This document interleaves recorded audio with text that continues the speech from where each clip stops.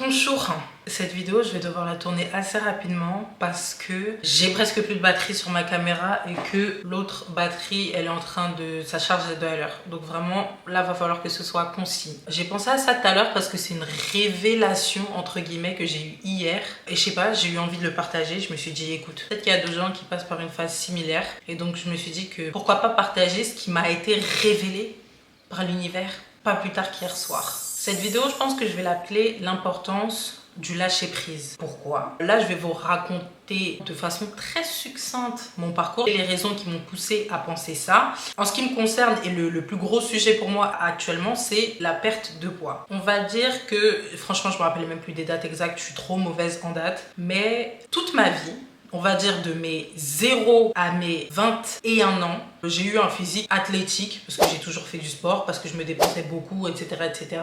Et à partir du moment où j'ai emménagé seule, j'ai pris du poids. Du poids que je voulais prendre à la base et j'ai vu que ça fonctionnait. Je commençais enfin à réussir à prendre du poids là où avant je réussissais pas, j'arrivais pas à prendre du poids. Enfin j'essayais et j'en prenais petit à petit, mais en gros la barre des 72 kilos pour moi elle était presque infranchissable, genre c'était dur pour moi d'arriver à 72, sachant que mon idéal de poids à peu près à cette période c'était 74 kilos.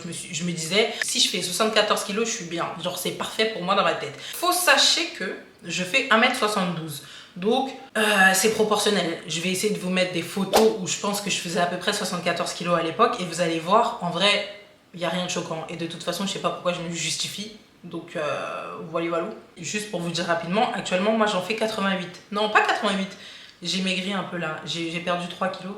J'en fais 85 parce que j'avais commencé avec une nutritionniste, en travail, etc. Et donc j'avais perdu 2 ou 3 kilos. Bref. Donc j'ai d'abord été dans une phase de ma vie où je ne réussissais pas à prendre du poids et à le garder parce que va savoir pourquoi il y avait des moments où j'arrivais plus du tout à manger et que je reperdais tout. Bon bref, on s'en fout. Il y a eu la phase donc ensuite où j'ai emménagé seule et j'ai commencé à prendre du poids. Et voyant que je réussissais enfin à prendre du poids, j'étais trop contente et je me suis dit tiens on va continuer. Pourquoi? Pour avoir les grosses fesses. D'accord? Génial, je les ai eu les grosses fesses, sauf que j'ai aussi bourrelé dans le dos, les cuisses vraiment, mais en vrai ça j'aime bien. Et mon visage, surtout c'est ça que j'aime pas, mon visage et mes bras. Non pas que je me déteste, hein. C'est vraiment juste pour vous mettre en contexte l'histoire. Donc à cette période de ma vie, je me suis rendu compte comment je prenais du poids en fait. Tout simplement parce que jusqu'à là, je savais pas vu que j'arrivais pas à en prendre. En tout cas comme je voulais. Et ensuite il s'est passé un truc où j'ai continué à prendre du poids jusqu'au moment où je me suis vue sur une photo et j'ai dit ah ouais non par contre ça j'aime pas. Je me suis mis une déterre, j'ai réussi à perdre du poids et à revenir à un physique qui me convenait tout à fait. Et ensuite, je suis tombée amoureuse. Et c'est reparti sur les montagnes russes de l'amour. Et du coup, j'ai repris tout le poids que j'avais perdu et même plus. Jusqu'à un certain moment, il n'y a pas si longtemps, où j'ai atteint la barre maximale des 88 kilos. Et c'est le moment où j'ai pris ma nutritionniste pour travailler avec elle et voir comment perdre du poids avec des techniques durables et qui font pas en sorte que je sois tellement frustrée que je craque tous les jours. Ça, c'était pour vous remettre rapidement le contexte de l'histoire. Or donc actuellement, hier, parce que c'est parti de là, je suis revenue d'un week-end chez la famille et tout, c'était bien, on s'est bien amusé. Et j'ai repensé à la journée de la veille, comment j'étais, comment j'ai mangé, comment je me suis sentie après avoir mangé certains aliments, notamment tu sais le grignotage, les chips, etc. Surtout que, comme je vous ai dit, je suis en suivi nutritionniste et que, voilà, détail important que je vous avais pas dit, j'avais commencé la semaine dernière le 75 Hard Challenge. Et j'avais même filmé une vidéo que j'avais pas fini d'éditer, mais je comptais la sortir. Sachant que il y a plusieurs challenges cette année que j'ai commencé, que j'ai pas terminé, que je suis pas forcément allée au bout de ces choses-là, des challenges que je m'étais donné, d'une certaine rigueur que je me donnais, etc. Et ça m'a beaucoup affectée mentalement parce que je me disais, mais comment ça je peux pas finir quelque chose en fait? Enfin, je commence. Je peux finir. J'ai réussi à perdre du poids une fois. Bon, honnêtement, à l'époque, c'était un petit peu plus facile parce que, je sais pas, la vie de couple, ça fait qu'il y a certains moments, c'est un peu plus compliqué de pas se laisser tenter. C'est faisable, mais c'est plus compliqué. Ouais, voilà. Donc, j'ai commencé ce challenge et j'étais à fond dedans jusqu'à je m'épuisais. Genre vraiment, parce que j'ai dû faire des adaptations pour réussir. Je sais pas si vous connaissez les règles, mais en gros, c'est 2 workouts par jour, dont un à l'extérieur. Ils doivent faire 45 minutes minimum. Boire, eux, ils avaient dit 1 gallon d'eau, mais moi j'étais sur 2 litres parce que 1 gallon c'est 3 litres 50. Je vais pas boire 3 litres 50 d'eau par jour, j'ai pas que ça a foutre de pisser.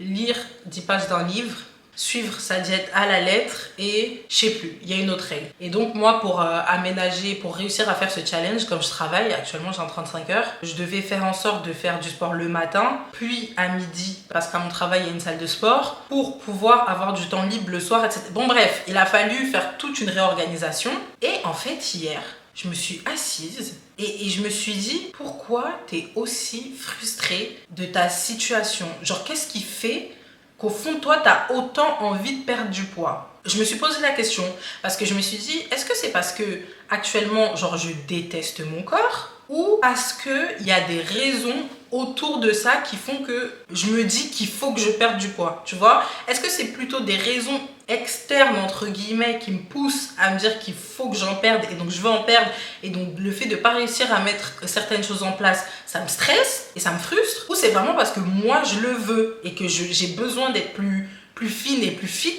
pour me sentir mieux? Si ça c'est la raison, ben y a pas de souci. Mais je savais très bien qu'en fait c'était pas ça. Et j'ai répondu à mes questions hier soir et je me suis dit, ma chérie, en fait je pense que là, t'as vu, t'as essayé beaucoup de choses cette année qui n'ont pas fonctionné et je pense qu'elles n'ont pas fonctionné pour une raison. C'est que par moment dans la vie, il y a des choses, c'est pas forcé. Je m'explique.